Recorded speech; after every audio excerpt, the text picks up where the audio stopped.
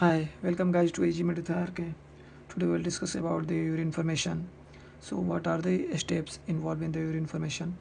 So there are three steps involved in the urine formation. The first step is filtration. The second step is reabsorption. And the third step is secretion. And finally the last step is excretion. In this step the urine is excreted out from our body. So we will study all these steps one by one. So first we will study the step of filtration, reabsorption, secretion and excretion. So we will study the filtration. So I have already diagram about the urine formation. So let's go through a quick review of nephron in order to understand it better. So this is the Bowman's capsule, proximal convoluted tubule, loop of Henle, descending part of loop of Henle, ascending part of loop of Henle, and distal convoluted tubule, and this is the collecting duct. This is the peritubular capillaries because this capillary is playing very important role here in the reabsorption of all these water and electrolytes, glucose, amino acid. But how and from which part, what kind of material is getting absorbed again in blood? So we have to focus all this information here. So first we will study about the filtration. So what is the filtration? So filtration, how the filtration is mediated in the urine formation. तो filtration के लिए सबसे पहले filtration के लिए एक pressure होता है जिसको हम कहते हैं ग्लोमेरुलर हाइड्रोस्टैटिक प्रेशर और hydrostatic glomerular hydrostatic pressure GHR। ये ग्लोमेरुलर हाइड्रोस्टैटिक प्रेशर इस ग्लोमेरुलस में इस कैपिलरी में जनरेट होता है। बट ये प्रेशर कैसे जनरेट होता है, क्योंकि इसी प्रोसेस के बाद हम फिल्ट्रेशन वाली प्रोसेस हमारे किडनी में होती है। तो ये प्रोसेस एंड ये प्रेशर हमारे ग्लोमेरुलस में कब क्रिएट होगा, क्योंकि देखिए जो हमारा एफरेंट आर्ट्रियोल है जो कि हमारी पूरी बॉडी से ब्लड लेके आती है किडनी में, एफरेंट आर्ट्रियोल।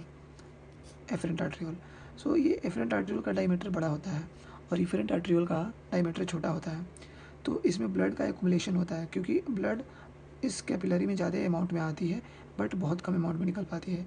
सो कुछ amount of blood it's get back flow into this capillary bed, and from here there is initiation of filtration. तो हमने यहाँ पे एक स्कीम बना दिया है। I have made a scheme about this things to understand better the process of filtration. जैसे कि मैंने पहले कहा कि इसका डायमीटर बड़ा होता है एफरेंट आर्ट्रियोल का और इफरेंट आर्ट्रियोल का डायमीटर छोटा होता है। तो इसमें ब्लड ज़्यादा मात्रा में ब्लड आते हैं और ये ब्लड इसमें एक्युमुलेट हो जाते हैं, इसमें जमा होने लगते हैं। और ये जो हमारा जो ग्लोमेरुलस का जो सेकंड पार्ट है बाउमन्स कैप्सूल में एक स्पेशल टाइप ऑफ सेल पाया जाता है जिसको हम पोडोसाइट्स कहते हैं। Bowman's capsule having a special type of cell that is called the podocytes. Podocytes having a pore, so we can see here pore, and that's why they named as a podocytes. सो इसमें जो glomerular hydrostatic जो pressure जो create होता है उस pressure की वजह से ब्लड का फिल्ट्रेशन हमारे बाउमन्स कैप्सूल में होने लगते हैं। सो इस फिल्ट्रेशन में बहुत सारे water get filtered, H2O, water soluble vitamin और positive and negative ions like sodium, chlorine, potassium, बहुत सारे आयंस वाटर और वाटर सॉल्युबल विटामिन, कुछ अमीनो एसिड, ये सारे सब्सटेंस इसमें से फिल्टर होके और इस बाउमन्स कैप्सूल से होते हुए प्रॉक्सिमल ट्यूब्यूल में आ जाते हैं। यहाँ पे बड़े मॉलिक्यूल और बड़े पार्टिकल नहीं आ पाते हैं क्योंकि ये पोडोसाइट्स का जो पोर है इसका डायमीटर बहुत छोटा होता है, अप्रॉक्स 8 नैनोमीटर इन डायमीटर। इसीलिए आरबीसी और जो बड़े प्रोटीन मॉलिक्यूल हैं जैसे एल्बुमिन, ग्लोबुलिन, ये फिल्टर नहीं हो पाते हैं क्योंकि वो डायमीटर में बड़े होते हैं। तो वो हमारे ये बाउमन्स स्पेस में और प्रॉक्सिमल ट्यूब्यूल में और नेफ्रॉन में नहीं आ पाते हैं, वो फिल्टर नहीं हो पाते हैं।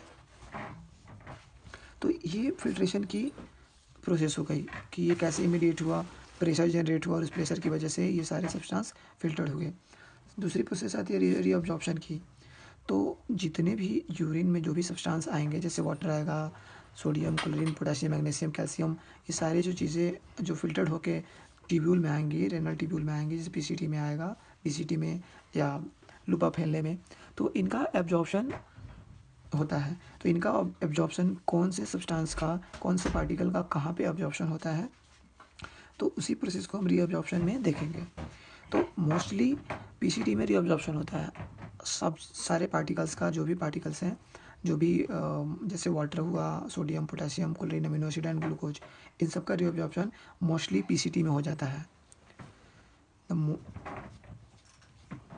PCT, in PCT there are the reabsorption of these substance like amino acid, glucose, water, water soluble vitamin and some ions like sodium, chlorine, potassium.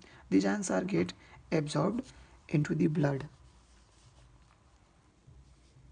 See, here the substance are coming from the tubule into the blood. ये सारे substance tubule से लेके और ये blood में again reabsorb हो जाते हैं। तो यहाँ पे ध्यान देने वाली बात ये है कि पीसीटी में किस किस सब्सटेंस का रीअब्जॉर्प्शन होगा। तो पीसीटी में हमारा वाटर का रीअब्जॉर्प्शन होगा मैक्सिमम, अमीनो एसिड का रीअब्जॉर्प्शन होगा, वाटर सॉल्युबल विटामिन का रीअब्जॉर्प्शन होगा और आयंस का रीअब्जॉर्प्शन होगा हमारे इस पीसीटी वाले पार्ट में। अब आएंगे हम लूप ऑफ हेनले में। तो लूप ऑफ हेनले का 3 पार्ट है। पहला है अपना descending Henle loop, ascending Henle loop. तो जो डिसेंडिंग जो हेनले लूप है ये मोस्टली वाटर के लिए परमेबल होता है। दैट मीन्स फिर यहाँ पे जो भी वाटर बच जाते हैं असेंडिंग प्रॉक्सिमल ट्यूब्यूल से, जो भी वाटर जो नीचे आते हैं उनका रीअब्जॉर्प्शन यहाँ से डिसेंडिंग लूप ऑफ हेनले से इनका एब्जॉर्प्शन हो जाता है अगेन वाटर। अब जो भी हमारा जो ग्लोमेरुलर जो फिल्ट्रेट था उसका यहाँ पे कंसंट्रेशन बहुत ज़्यादा हो जाता है, क्योंकि लूप ऑफ हेनले जो है only it's give permeability for the water. So यहाँ पे जो ग्लोमेरुलर फिल्ट्रेट था उसका कंसंट्रेशन बहुत ज़्यादा होता है, तो इसलिए इसकी ओस्मोलैरिटी यहाँ पे ज़्यादा होती है और यहाँ पे ये हाइपोटोनिक हो जाता है।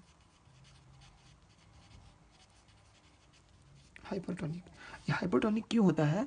क्योंकि जो भी वाटर ट्यूब्यूल से आ रहे थे, वाटर के साथ साथ इलेक्ट्रोलाइट्स भी था, कुछ ग्लूकोज के मॉलिक्यूल भी होंगे, अमीनो एसिड भी होगा, वाटर सॉल्युबल विटामिन भी होगा।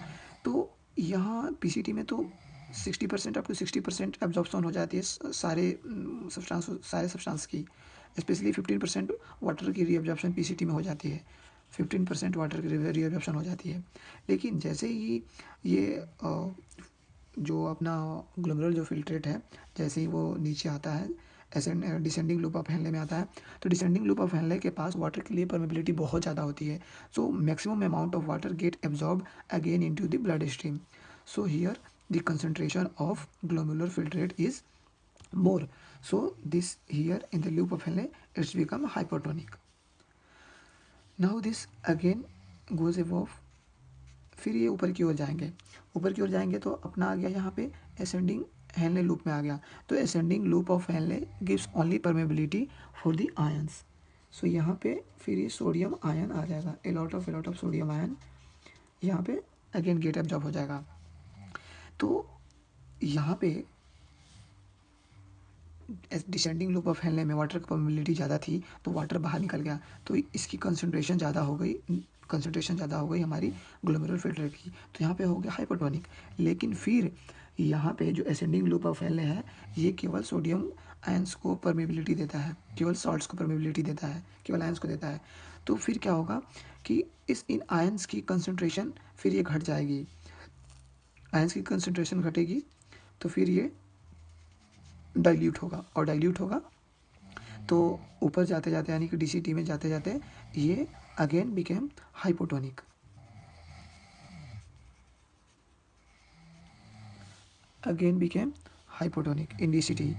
Why it's became hypotonic? Because it loses a lots of sodium, and here the solute is get absorbed in the blood, so the remains is solvent. If there is maximum amount of solvent, that means it's become a dilution of this concentration, so here it's become a hypotonic. और जब ये thick ascending limb में जाती है, thick ascending limb of Henle में जाती है, तो यहाँ पे कैल्शियम का एब्जॉर्प्शन, मैग्नीशियम का एब्जॉर्प्शन और कुछ सोडियम का एब्जॉर्प्शन हो जाता है। तो ये फिर इसकी कंसंट्रेशन घटते जाती है और ये हाइपोटोनिक हो जाता है। और देन ये आ जाता है अपना कलेक्टिंग डक्ट में। कलेक्टिंग डक्ट से होते हुए now we can called this glomerular filtrate as a urine. So कुछ पार्ट जैसे कि कुछ uric acid and some parts of urea, it's get absorbed in this capillary, and now it's became more concentrated in the form of urine,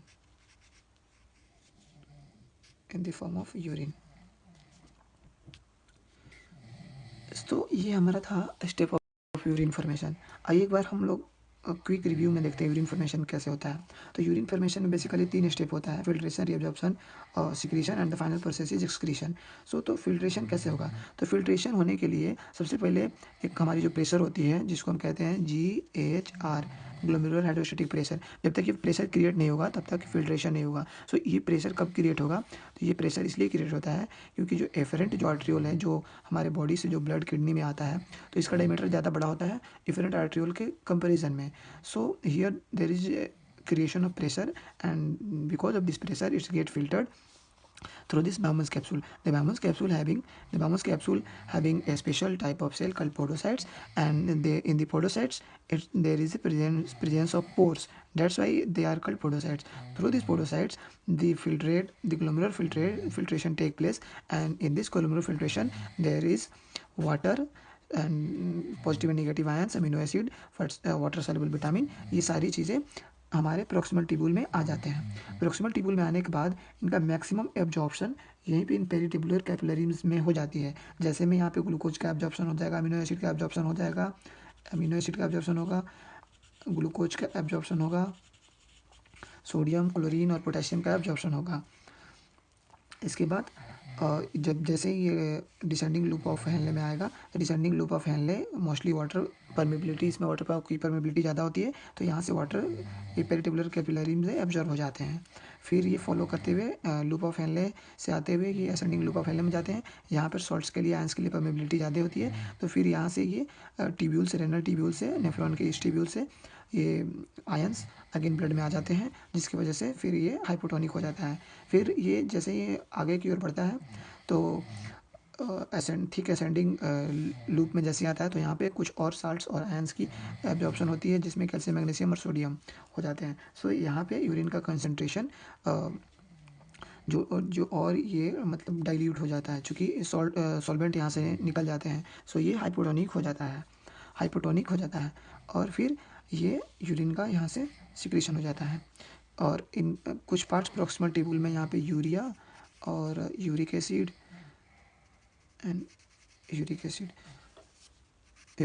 ये कुछ बहुत ज़्यादा नहीं, but बहुत थोड़े से एब्जॉर्ब होते हैं। तीसरी स्टेप आती है अपनी सिक्रीशन की। सिक्रीशन में बेसिकली सिक्रीशन के प्रोसेस में क्या होता है कि जो भी मटेरियल है, जो भी सब्सटेंस है, वो क्या होता है कि ब्लड से निकल के और पेरिट्यूबुलर कैपिलरी में चली जाती है। इस प्रोसेस को हम सिक्रीशन कहते हैं। तो मोस्टली सिक्रीशंस जो है यहाँ प्रॉक्सिमल ट्यूब्यूल में सिक्रीशन होता है, यानी कि प्रॉक्सिमल ट्यूब्यूल में जो भी हाइड्रोजन आयन ब्लड से निकल के और इसमें चले आते हैं प्रॉक्सिमल ट्यूब्यूल में। यहाँ पे पीसीटी में कौन कौन से आते हैं? हाइड्रोजन आयन, इसके बाद अमोनियम, ये प्रॉक्सिमल ट्यूब्यूल में एक्सक्रीटेड हो जाता है, यानी कि ब्लड से एक्सक्रीट होकर ट्यूब्यूल में आ जाते हैं और इनका एक्सक्रीशन हमारे यूरिन में होगा। तो मोस्टली यहाँ पीसीटी में होता है और डीसीटी में होता है। तो डीसीटी में आपका हमारा सिक्रीशन होता है किस किस चीज़ों का? तो हमारे डीसीटी में सिक्रीशन होगा हाइड्रोजन का, अमोनिया का और पोटेशियम का। तो ये हमारा होता है सिक्रीशन। तो सिक्रीशन मोस्टली पीसीटी में और डीसीटी में होता है। तो ये रहा हमारा सिक्रीशन में क्या होता है कि जो भी आयंस हैं सो वो ब्लड से निकल के और ये रेनल ट्यूब्यूल में आ जाते हैं और ये फिर अगेन ग्लोमेरुलर फिल्ट्रेट से बन के और यूरिन से ये बाहर निकल जाते हैं। तो ये रहा हमारा यूरिन फॉर्मेशन का पूरा प्रोसेस। और आपको मेरी वीडियो अच्छी लगी तो शेयर करें, सब्सक्राइब करें। Best of luck.